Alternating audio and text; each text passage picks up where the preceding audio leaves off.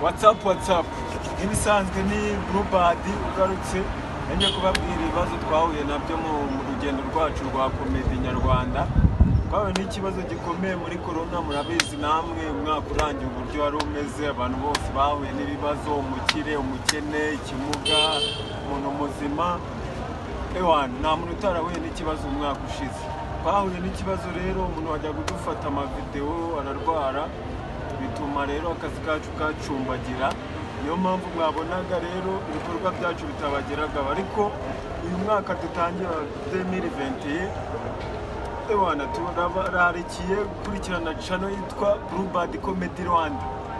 Hacaho amavideo asekeje na komedi zitandukanye. Turabizi ko muzishima kandi mwatangiye kujya mu bitugaragariza. Rero ikintu gitumye nicara hano mu maganirize, mbabwire ko hano dukora komedi nyarwanda, ariko mu ntara aba ari ibibazo rwose, aba ari ibibazo, duhura n'ingorane zitandukanye, nta muntu wagutera inkunga, nta muntu wagufasha, bose nyamwigendaho. Mbese niyo umuntu abonye hari akantu uzi ahubwo agerageza kuguca intege. Rero turabasaba ubufasha bwanyu mu bitekerezo, mujye mujya muri komenti muduhe ubufasha, muduhe n'ibitekerezo, inyunganizi zanyu zirakenewe. Channel yacu yitwa Bluebird Comedy Rwanda, mujye mukande subscribe kugira